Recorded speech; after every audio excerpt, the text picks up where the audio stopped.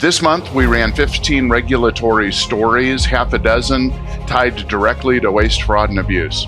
Title of this one was Nurse Practitioner RN Shortage to hit 362,000 by 2032. This was in Becker's. The researchers predict a shortfall of 328,100 registered nurses and 42,100 licensed practical nurses and 33,800 nurse practitioners through 2032. So that's kind of the paints the picture of the challenge. Last month, I spotlighted artificial intelligence in hospice, and that theme continues this month. Our most read story this month was a ChatGPT generated summary of hospice utilization trends over the past decade. And there are so many people that are looking for opportunities like these scholarships. I was actually talking with somebody last week, and she was cutting my hair, and she was telling me how she was getting ready to start CNA school.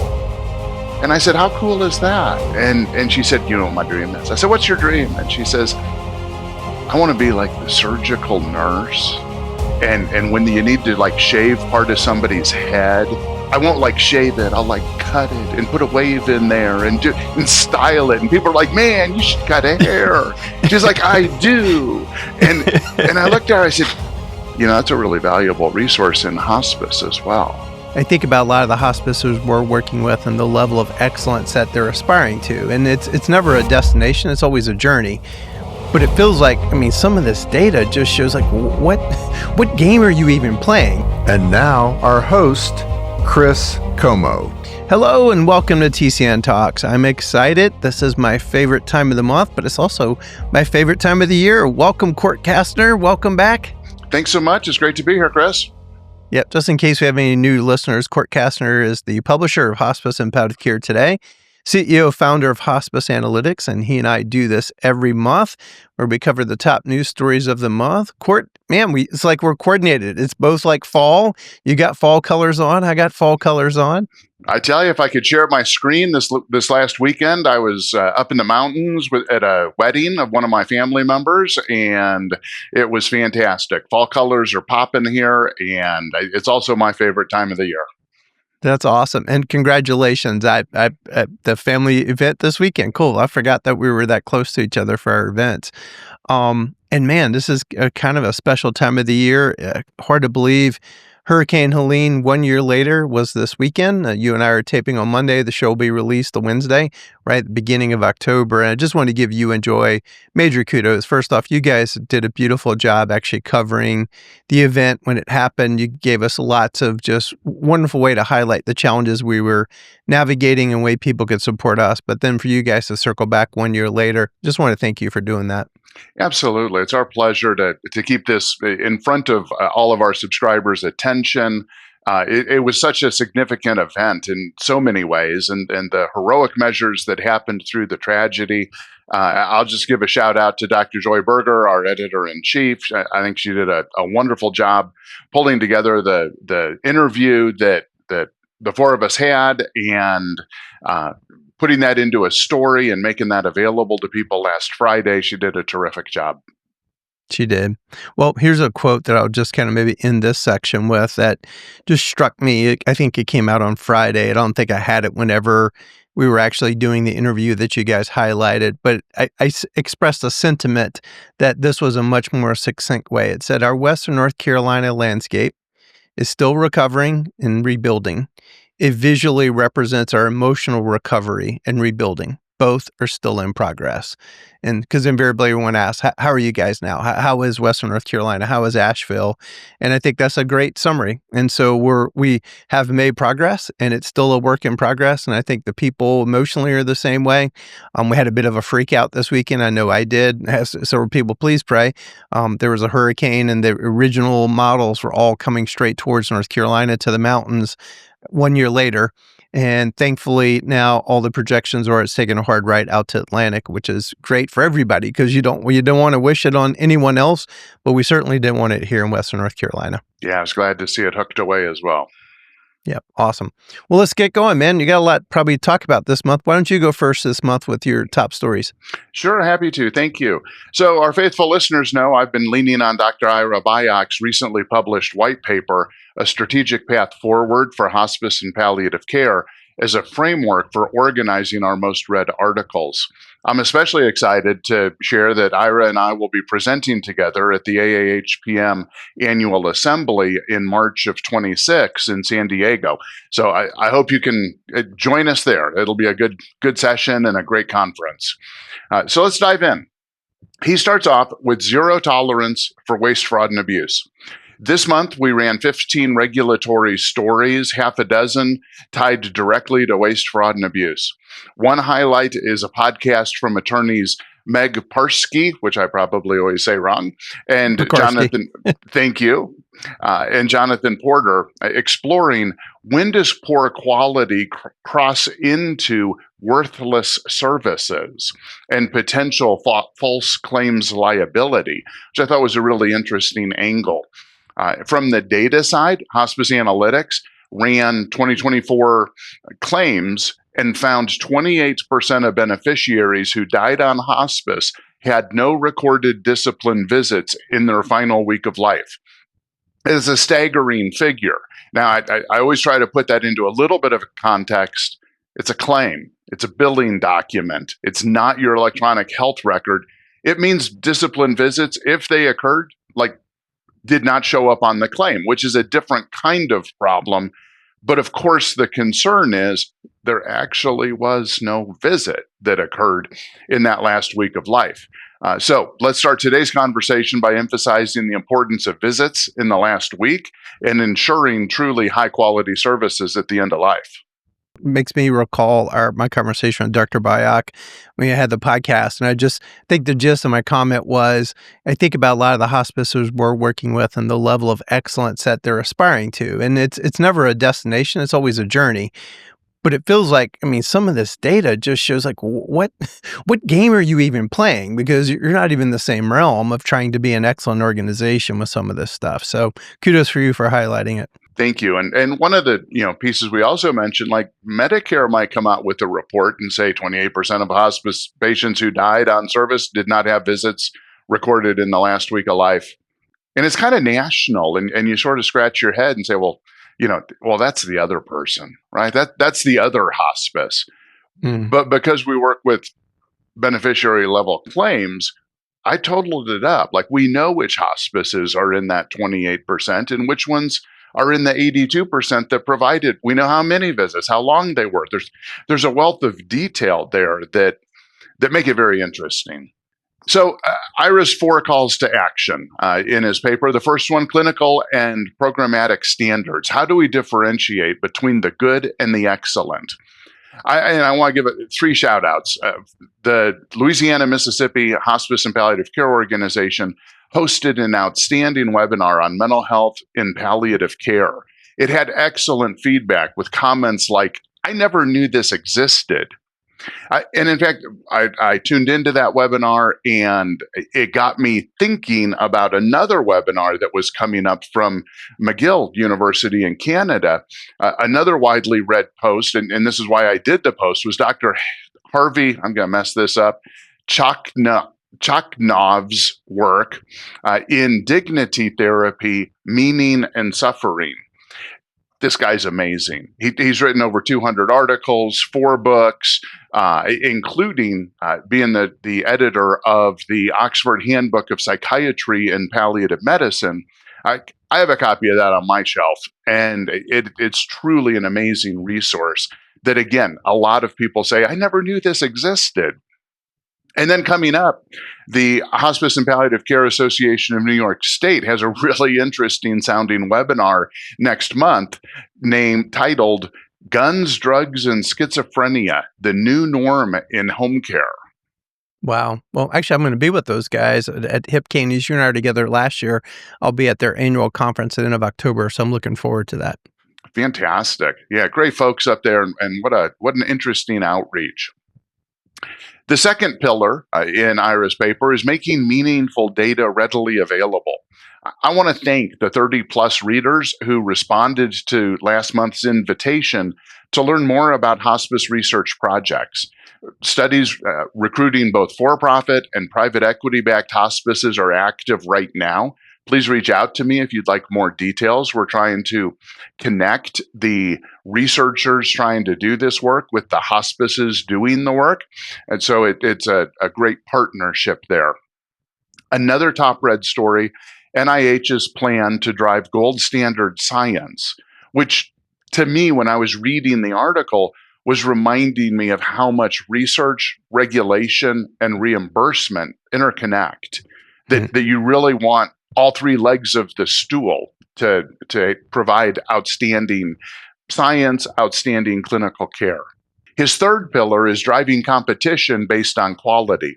Another McGill University story at McGill, the study found access to respite services nearly tripled the likelihood of patients dying at home, matching most Canadians' preferences, which I thought was really not surprising, but interesting to put some numbers behind it, some research behind it. And of course, a reminder, the Hospice Hope Tool begins implementation October 1st, right around the corner. That's the day actually this show is going to air, and kudos, you enjoy been doing the countdown. There was a national partnership of healthcare, hospice, and healthcare innovation meeting, and the data statistic was reported that I think either only 50% or only 40% of hospices had even signed up for iQuiz, if I saying that acronym correctly, which is very alarming. So I sure pray that they're all signed up, because October 1st is here as you're listening to this podcast. Absolutely. The fourth pillar, embracing and promoting our authentic brand. I'd like to highlight By the Bay Health in Northern California. We ran a story about their launch of a new nursing scholarship program in memory of Pat Kendall, an emergency room nurse and board member. It made me pause. Who in your hospice world deserves such an honor? Oh, that's so cool, Cordt, because actually, for seasons where I grew up in hospice, we had an amazing nurse named Trina Barishnikov. She's one of the just picturesque nurses, like the poster child of what you want a hospice nurse. And she and I shared the same birthday, and she unfortunately passed away, and she was young as a hospice nurse. But the wonderful thing is, to this day, Four Seasons annually does a scholarship, and it's called the Trina Barishnikov Scholarship. And exactly in that way, just really encouraging staff to upskill themselves, whether it's a CNA, becoming a nurse, etc. And they do that once a year, and it's great. Trina's family come and actually do that award. And so I imagine there's similar stories throughout our whole hospice realm. And so what a wonderful way just to create a legacy and really encourage people to be upskilling themselves, because the workforce shortage, as you and I talk about all the time, is just going to get worse and worse. Absolutely. And there are so many people that are looking for opportunities like these scholarships. I was actually talking with somebody last week, and she was cutting my hair, and she was telling me how she was getting ready to start CNA school. And I said, how cool is that? And she said, you know what my dream is? I said, what's your dream? And she says, I want to be like the surgical nurse. And when you need to like shave part of somebody's head, I won't like shave it. I'll like cut it and put a wave in there and style it. And people are like, man, you should cut hair. She's like, I do. And I looked at her, I said, you know, that's a really valuable resource in hospice as well.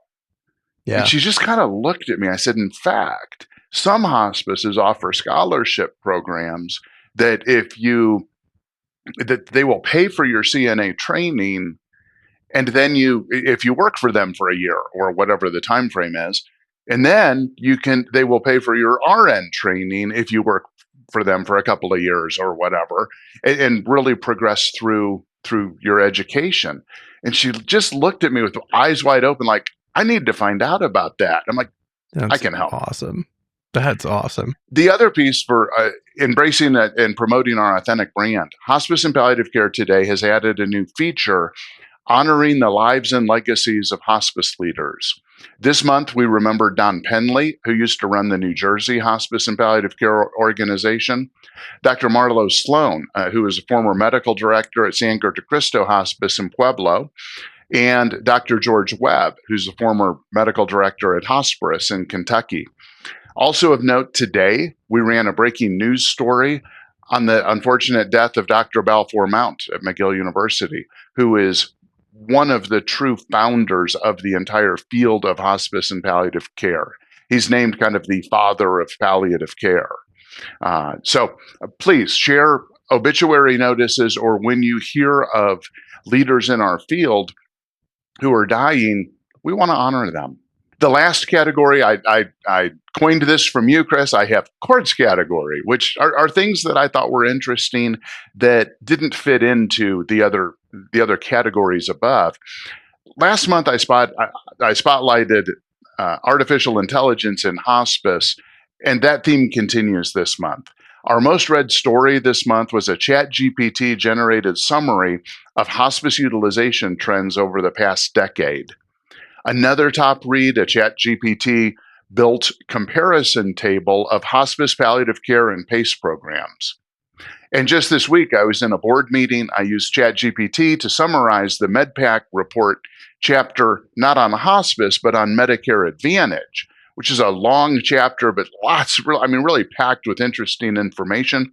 And how to explore hospice services using ChatGPT to also explore how hospice services align with the institutional special needs programs, or ISNPs, in nursing facilities. AI is already reshaping how we analyze, communicate, and strategize in hospice. I'd love to hear from our listeners and from our readers. How are you using AI to improve hospice care? Thank you to our TCN Talk sponsor, Dragonfly Health. Dragonfly Health is also the title sponsor for Leadership Immersion courses. Dragonfly Health is a leading care-at-home data, technology, and service platform. With a 20-year history, Dragonfly Health uses advanced technology and robust analytics to manage durable medical equipment and pharmaceutical services as part of a single efficient solution for caregivers, patients, and their families. The company serves millions of patients annually across all 50 states. Thank you, Dragonfly Health, for all the great work that you do. With that, Chris, I'll turn it over to you. What did you find this month? All right, perfect, Cord. Well, I appreciate it. I had about 47 articles that I flagged this month.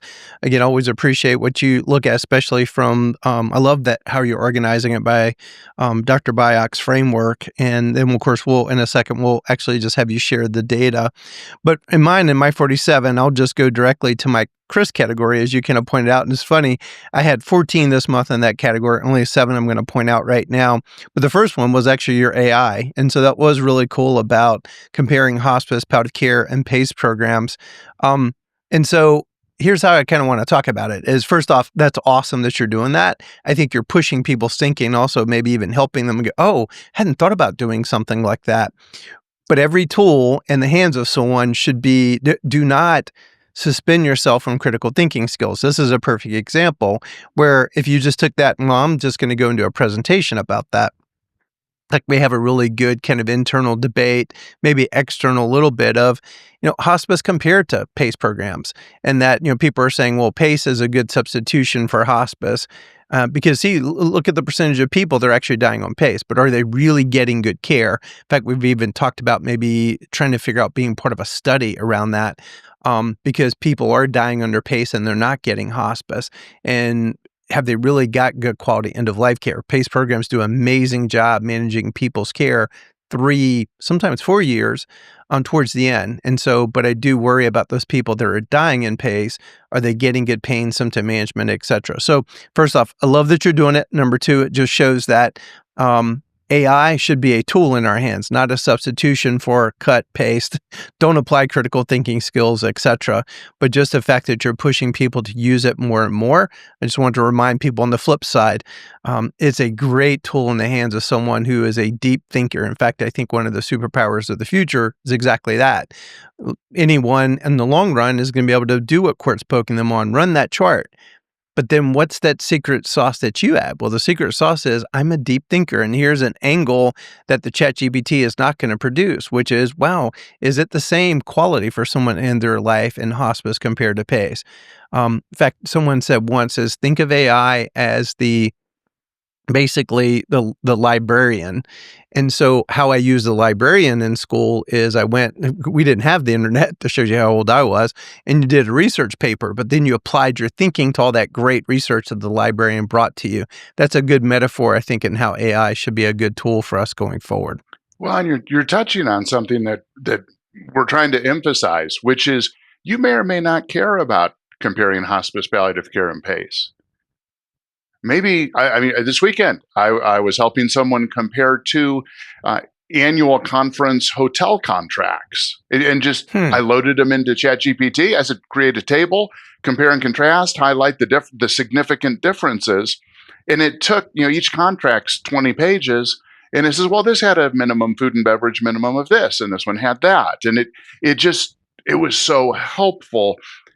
So what we're trying to do is really encourage people to think about how can they use AI in their day-to-day world. Well said. Well, next up, so nursing homes so this is a title of the article, was in Skilled Nursing News. Nursing homes can disrupt rehabbed to death, the cycle with PDPM-based palliative care. I'll read a little bit from it. So skilled nursing facilities can leverage the PD, which is patient-driven payment model, PDPM, to provide more palliative care to people near the end of life, helping to drive value-based care goals while improving the patient experience. However, much more needs to be done in the policy level to disrupt the current status quo in which people commonly go through several care transitions near the end of life, driving up costs across the healthcare system while patients receive services that are not aligned with their own goals. Enabling concurrent SNF and hospice care is one change that could lead to improvement. These are assertions in a recent article, Rehab and Death, Improving End-of-Life Care for Medicare Skilled Nursing Facility Beneficiaries, which was published in the Journal of American Geriatric Society. So I want to point that out, and also want to point out, Cordt, one of the things that's come out of our network, Andrea Hill, the CEO of Valley Hospice, is she's designed a potential fifth benefit that would get into this realm, almost like a skilled benefit, because for years we've seen that, right? The families will choose skilled days kind of stuck because they're not sure how they're going to pay for the room and board, probably not fully realizing that there's probably going to come a day we're going to look where we were torturing elderly people to put them through skilled days rehab. It's really a mismatch for goals, and it's being driven because they're stuck. And they really don't know. It's not an informed choice. I'm not faulting skill facilities. They're trying to make their financial budgets work, but it's just one of those almost like hamster wheel systems we're all stuck in, and there's got to be something to disrupt it. So anyway, I thought that was a great article, and then just reminded me to give a shout out. If you're interested to learn more about this benefit that Andrea Hill's designed, please reach out to me, or I'll actually connect you directly with her. And so next one is, I think you pointed this one out maybe last month, but to me it jumped out in one of my top ones, How the Pit Gets Death Right. And this was under Hollywood Reporter, and just talking about, if you've not seen The Pit, it is awesome. It's an HBO breakout medical drama. My ER nurse, now daughter-in-law, she will put it on when she's at home, and I've kind of got captured into it as well. But they did a beautiful job, and why it got death right is they gave a shout out really to Dr. Byock for things that matter most. They quoted it, I forget, it was like I think they said it was a Hawaiian cultural norm to say, thank you, please forgive me, I forgive you. If I've got that right, I think that's how they attributed it. But anyway, immediately I'm like, that's Dr. Byock, major call out. And I just thought they really did a great job in The Pit, because quite often death and dying is maybe been done so, but it feels like first off, you're seeing it more, and they're maybe getting it right a little bit more. And I think they're maybe consulting with people like Dr. Byock. So that was great. All right. Next up, disaster preparedness in 2025. Recommendations of healthcare chief executive officers. I don't need to belabor why. Again, kudos to Cordt and Joy. They've done a beautiful job just pointing it out as we're getting into that season. In fact, we just put the finishing touches on our own disaster preparedness update to our manual, and also made really damn sure we have hard copies available in lots of different places, because that was one of our biggest learning lessons. Cordt and Joy asked that in our interview last week, and we had no communications. We had no cell phone. And so that was the hardest thing.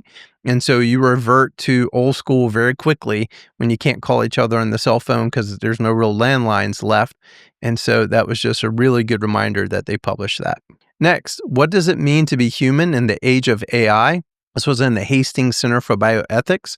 And you may go, oh, well, that's an interesting question. But actually, I heard a podcast at the beginning of this year that, number one, predicted how quickly AI was going to move this year. And that was the punchline. To fundamentally, we're going to be wrestling with the question as we go forward, what does it really mean to be human? And the gist here is that we're at a turning point, because the first time in history on our planet, our species, we're seeing the emergence of non-human intelligence. And so it is going to be a big question. And like last night, my kids we went out for my son's birthday, and it was just kind of just sitting back, and it's just such a cool age. They're engaged and now have a daughter-in-law, and just, it's really cool. Our family's like double from 5 to 10 almost overnight. And just listening to their conversation, and they're all young adults, and they were talking about that of, gosh, I'm not sure I'd want to be a physician in the future because AI is kind of coming for your job, and them talking about each of their own fields, et cetera. And so think about like a world-renowned physician, if at some level it diagnosed just as good, and I've got my worth from that role, what does it mean to be human? What does it mean? What is my cause and purpose in the world? And I think those are big questions. They're going to get even bigger as AI moves more rapidly, and especially as we get into 27 and 28, where potentially we're going to see AGI, which is artificial general intelligence, where it's reasoning for its own. Right now, it's that librarian, but there is some really good diagnostic tools that are out there that really have outdone some clinicians and some physicians. So that'll be one I'm sure we'll keep talking about. Next one. Are we growing leaders? Exploring leadership training in hospice and palliative medicine. This was a JPSM article, and obviously I just want to jump up and high five them, because leadership I am super passionate about. In fact, we have our leadership immersion course for TCN coming up the first week of November, and we do have a lot of physicians that go through that, because many of them were never trained as leaders, and then they find themselves over a huge palliative care team or a palliative care program with multiple teams, et cetera. And so we have our Tillash University 1-year leadership certification. We have probably had 7 different nurse practitioners leading palliative care programs that have gone through that because they've never had any of the leadership training. So just want a major high five to JPSM to highlight that. And then the last one, Cordt, Hospice AI. And this is one, summarize national and state hospice utilization trends over the past 10 years. And so there's a great 4-page detailed summary. And one of your questions in here, one key takeaway was that growth is slowing nationally, suggesting hospice has matured in penetration. The opportunities remain in underutilizing states. Great takeaway. Another interesting angle, we have a podcast coming out soon with Peter Benjamin, because one of the things that he was the first person I heard talk about the death pull forward from COVID. And the spike in deaths. And he actually said it in the podcast. You have to listen a couple weeks. But the cumulative, and I think it was over 4 years, 2021, 22, 23, the cumulative excess deaths was 900,000. So we pulled forward 900,000 deaths in that 4-year time period, which means those are people we would have cared for in future years. So it makes the future projections of penetration really difficult. Now, one of the counterpoints that I made to Peter is, but hey, Peter, the baby boomers are the largest demographic ever, and they're aging now into this demographic. Not a lot of them, but some of them are starting to die, the leading edge of the baby boom. Does that potentially negate so the two wash out? And I'll leave you as a cliffhanger. Check out that podcast for his answer to that question. But it's really interesting, and I think part of what you're seeing in that data, Cordt, is that what I'll call that COVID effect, that death pull forward, which is maybe making it look like that penetration is kind of stagnated. And maybe it's really that we've pulled forward a lot of deaths. And that number is now gone. Maybe people are penetrating more in their communities, but yet the net of those two is making it look like it actually is stagnated. But it makes it a really interesting question is, okay, then where does that go forward in the future? Well, and just to get geeky on that for a minute, because I'm going to talk about this article again in a couple of minutes. But to build on what Peter's talking about, if you're looking at the raw number, the 900,000 people who died earlier than we were expecting, then there you're looking at the number, and he's right. We have seen that increase in deaths unexpectedly the last few years. Then it dipped. It went lower than we were expecting because there was this trough because those people had died, and now we're back on the upswing of total numbers of deaths and that sort of thing. The thing that I would get geeky about is when we're talking hospice utilization, we're talking about the percentage.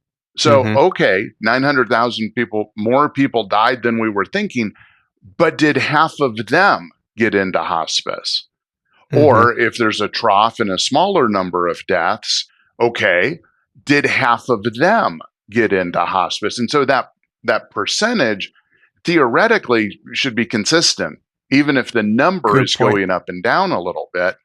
And what we're seeing right now is the highest hospice utilization rate nationally on record, which is cool, 50.6%, just over half of the beneficiaries who die on hospice. And I think that's is going to continue growing, but as ChatGPT said here, it's going to slow a bit because we're getting closer to that threshold. Like we're never going to be at 100%. So very interesting. That's actually such a great point too. So, and within that, right, you did a great job too. I actually printed out the report.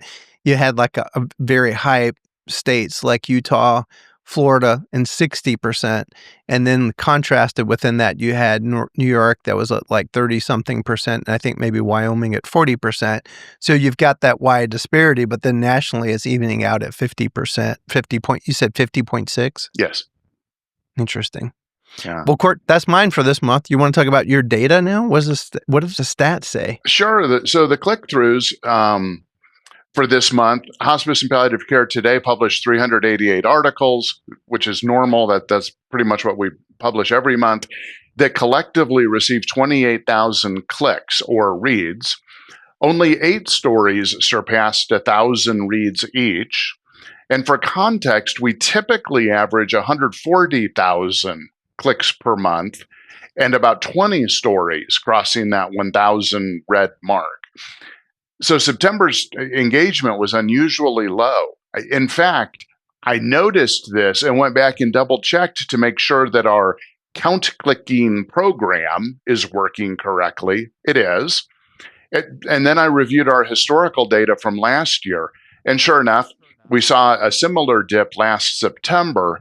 So perhaps this is a seasonal pattern, fall, back to school, wedding season, conference season, don't know. But the drop is notable. So that said, like we use this information, we call out, oh, hey, it's never been higher, and it was higher than last month. Well, in transparency, we'll share when the numbers aren't. So that said, let's take a closer look at this month's trends. Our top categories this month, each of these categories having more than 1,000 reads: headlines, hospice provider news, which is encouraging for us. It says we're lining up, we're matching interests with the readers.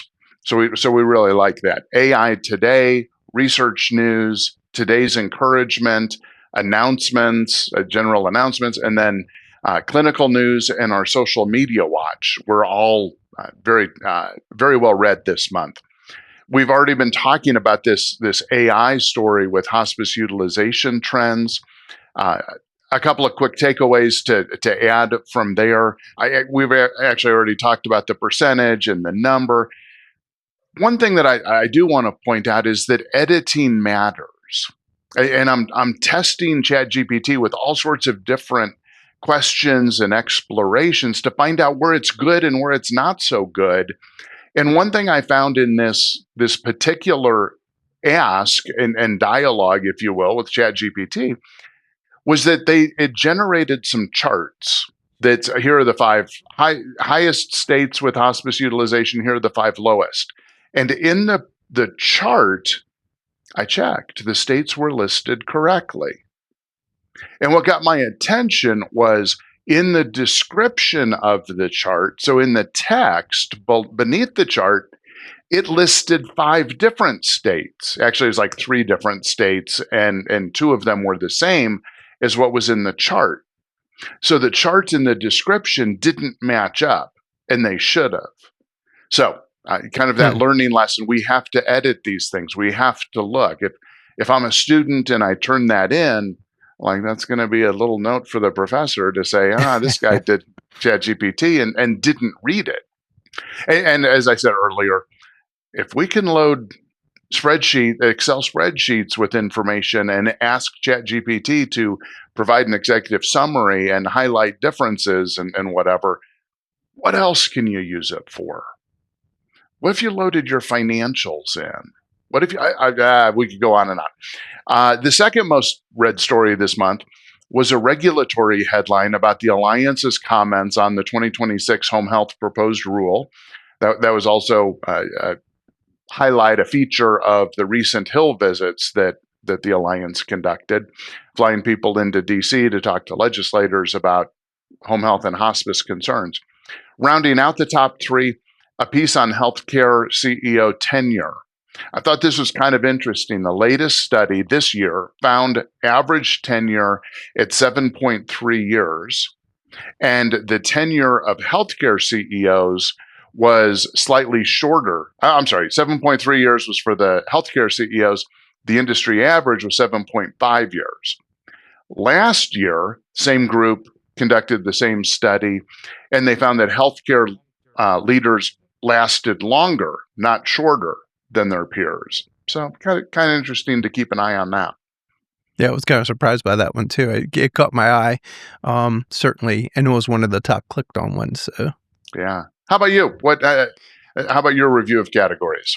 Well, first off, just a shout out, because this is why we do this podcast, right? If human beings are human beings, and so there's cycles, like you said, maybe back to school, etc. So how do they catch up?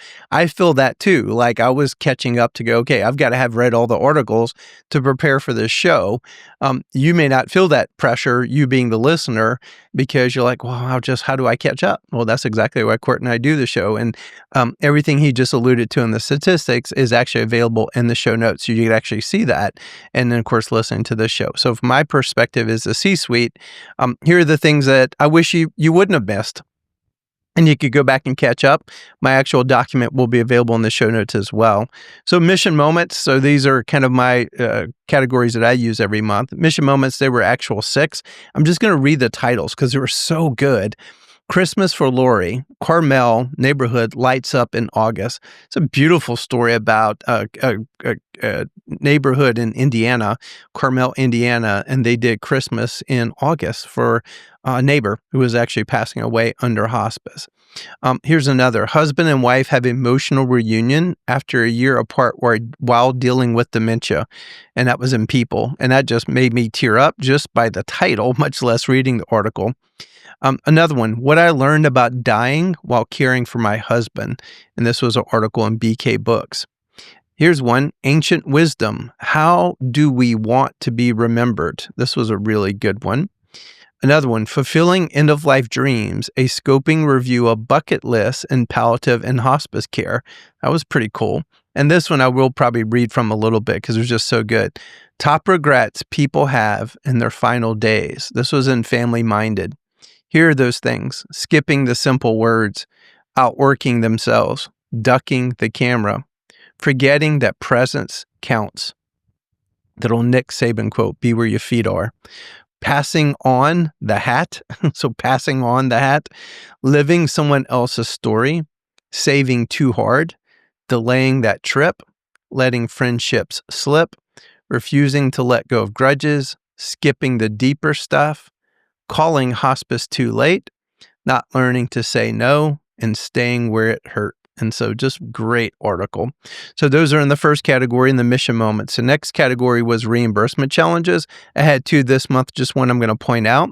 There was a lot of chatter about this on last Friday, the week before we were taping this. CMS launches landmark $50 billion rural health transformation program. And so it wasn't very clicked on. It was getting a lot of traction. MPHI sent out an email with some interesting ideas. It's going to have to be at the state level, but they're trying to do this to ameliorate some of the Medicaid cuts they're going to be actually hitting. Next category was competition to be aware of. There were 7 articles, only 3 I want to point out. One we had pointed out when the AG was actually looking at Chapters West, they actually did greenlight it. So the title is Hospice Providers Coast to Coast Expansion Receives Green Light from California AG. So congratulations to Andrew Molosky and all the wonderful folks that are involved in that. Next one, Walgreens goes private, splits into 5 companies, 8 things to know. Really interesting read, and the 5 companies that they actually broke Walgreens into as it actually went private. And then last one, because we've highlighted this for quite a while, United Health Group and Amedisys closed their $3.3 billion merger 1 week after securing a key settlement agreement from federal regulators. So that was under that one. There was a lot on the workforce this month. There was actually 7 articles, 5 of which I need to point out because they're just so good. Title of this one was Nurse Practitioner RN Shortage to Hit 362,000 by 2032. This was in Becker's. The researchers predict a shortfall of 328,100 registered nurses and 42,100 licensed practical nurses and 33,800 nurse practitioners through 2032. So that's kind of the paints the picture of the challenge. Next subcategory into workforce is implications of the issue, and I've got a couple here. Medicare cuts and tech gaps drive home health nurse exodus. And so research today released showed that U.S. home health executives, finance leaders, clinical leaders showing that technology inefficiencies are a primary driver of nurse attrition, and which actually is going to get a little bit later to technology under solutions. So hang on to that for a punchline a little bit later. Here's another Becker's article. 55% of healthcare workers plan to change their role within 1 year. Some of that is actually external to the organization. Some of it is just switching roles within the current organization. It was about 38% of those were internal, and 40% were actually like, where I'm going to leave. I'm going to be going somewhere else. So little alarming survey there. Another one paints the picture of the implications. Hospital staffing and patient outcomes after private equity acquisition. After private equity acquisition, and this, by the way, was in the Annals of Internal Medicine. So after private equity acquisition, hospitals on average reduce salaries and staffing relative to non-acquired hospitals. And then, of course, what you would expect, right? Quality scores, et cetera, actually go down. Under the solutions category, I didn't want to be all doom and gloom. Updated, CMS confirms the launch of a $75 million nursing home staff training fund. And so under Dr. Oz, he announced that his agency is moving forward with a $75 million in funding to support a long-awaited tuition reimbursement and training program for nursing home staff. Bottom line is its spending could amount to about $5,000 per U.S. nursing home nationally. So that was under workforce. Again, workforce is a continual challenge, so we'll talk about that every month. Next category is patient, family, customer demographics and trends. There were about 6 articles. I'm just going to read the titles. When patients arrive with the answers, that was a JAMA article. I thought that was fascinating. When I go green, I'm going green. That was a KFF Health News article. Interestingly, Cordt, that was one of my predictions at the beginning of the year that we're going to see more of that this year. Mm-hmm. Heart disease tops U.S. mortality in 2024, the CDC reports. That was a McKnight's article. Has human life expectancy already peaked? That was a fascinating article. Americans are choosing cremation at historic rates. Talk about the funeral home business as being majorly disrupted. Actually, after a board meeting at one of our TCM members, I end up chatting with one of their board members who's on the funeral home.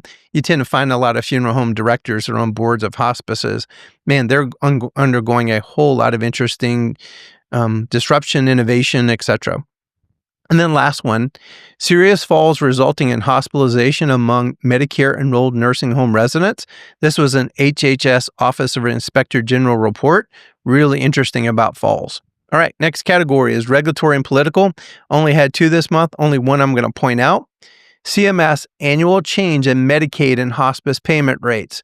Basically, it says that they're slightly different than the Medicare rates and should be used when billing hospice Medicaid patients. This memorandum contains the Medicaid hospice payment rates for the Fed fiscal year 2026. I'm pointing that out because many states, North Carolina included, have a lot of interesting legislative stuff going on and major Medicaid funding challenges and saying, well, will they or won't they fund hospice? And so you really got to keep an eye on kind of Medicaid right now, and especially as we're going into October, a new fiscal year. Technology category, only 2 this month. Only one I want to point out, I kind of alluded to it earlier, where AI can make the biggest impact for nurses. This was in Becker's. Artificial intelligence in nursing is often framed as a way to cut paperwork. But nurse informatic leaders told Becker's this potential goes beyond that, reshaping the nurse's role, strengthening patient safety, and providing real-time insights that improve care. Many did say that the most immediate opportunity lies in absolutely easing the documentation burden. That is absolutely a place that I hope many organizations, many of our TCM members have got an interesting partner, that they're using it exactly in that way, that they're bringing a way to use that AI voice, turns it into text where you can actually put it into the EMR and reduce that friction of clinicians having to document. And my last one, Cordt, the human factor. This is, here's the article title. This is the one question leaders need to ask themselves to avoid burnout. Leaders need to pay attention to their energy levels. This was in Forbes. And brother, I just lived that last week. And so I was burned out. I just came out of big family stuff, busiest time of the year, horrible travel woes, and my butt was dragging. And I had a little bit of a health scare last week. And so it's funny that I already had picked that one out to end on because I'm living that. And our energy level is so important as leaders because we set the tone, number one, for ourselves, but also our teams. Don't we just tell other people to take care of themselves? Like we're supposed to do that ourselves? Yeah, and then I've got to practice what we preach. All right, so I'm that's glad you're it, better, Cordt. So, Chris. yeah, me too, actually. All right. Well, I guess I'm up for master's class this month. Again, always want to thank you and Joy for the work that you do. I don't know what our world would be like. Actually, I just taped a podcast with Mark Cohen, and it was fun to get back with him. We did a podcast that's coming up on thrift stores, but just see how, and he's so proud of the work that you and Joy are doing and how you've taken it to a whole new level. So just want to say thank you. You're a blessing to our hospice and palliative care field. Well, I appreciate with that. So with that, my master class, there was an article, I think it was 2 months ago, and it was the back to the basics is what jumped out to me about that article, and it just kept echoing with me. And so I just want to give that as a master's class to our listeners. You know, in sports, when a team struggles, the coach doesn't add more complexity. They go back to the basics, like blocking, tackling, the fundamentals. And the same actually applies to our work. Why do the basics matter? Well, basics are the foundation by which everything rests upon. Over time, I don't know, it's just a human thing. We drift from those things. Sometimes, because we get busy, or maybe we think we've outgrown those fundamentals, that, they're just all about memory muscle. But coming back to the basics isn't about going backwards. It's about strengthening the foundation so we could go forward stronger. So let's think about what are some of the basics in leaders? Well, listening well, clear communication, giving honest feedback. For hospice care, the IDG, the care plan, truly knowing what matters most to patients and families, our empathy, our presence, our attention to quality. For organizations, what's our mission? Are we clear on what our goals are and are they aligned? And then consistent execution. So when we revisit the basics, we rediscover confidence. Just like an athlete who runs drills to get the rhythm back, we as leaders and caregivers, staff, rebuild our confidence by leaning into what we know really matters most, those fundamentals, those basics. So really, here's what I'd ask you guys. What are the blocking and tackling basics in your role? Are you still practicing them? Or do you need to revisit and refresh them? And I'm taking my own medicine. I actually started my morning this way and actually asking myself this own question. And that, greatness isn't about flashy plays. It's about consistent mastery of the fundamentals. So that's my challenge to each of us. Again, it occurred to me in just an article that Cordt and Joy highlighted. And I thought, in football, we're in football season now. Many of the coaches will take their teams back there. And it just hit me, well, why do they do that? And then started kind of doing the research myself. And I'm like, oh, I need that too. All right. That's fantastic, Chris. I'm going to ponder that for a little while. All right. And to our listeners, we just want to thank you. Make sure, please subscribe. Pay this forward to your friends, your coworkers, other leaders in hospice and palliative care. Cordt and Joy do hospice and palliative care today as a resource for you. I mean, they flag, how many articles did you say in the very beginning, Cordt? It's been consistent, 388? Yeah, almost 400 a month. Almost 400 a month. So they're scouring the world saying, hey guys, these are 400. And you're like, that's crazy. I can't read 400. Well, guess what? Then we do this podcast and say, here's what at least you shouldn't have missed. And here's what your peers are reading throughout the country. So we do this in service to you. So at least you can easily 30, 40 minutes, you could catch up. So we want to thank you. Keep listening to TCN Talks. Keep paying it forward. Keep subscribing. So here's our quote. We always leave a quote at the end of the month. I actually lifted this from Hospice and Palliative Care today. It's a Danielle Still quote. Maybe some people just weren't meant to be in our lives forever. Maybe some people are just passing through. It's like some people just come through our lives to bring us something, a gift, a blessing, a lesson we need to learn, and that's why they're here. You'll have that gift forever. Thanks for listening to TCN Talks.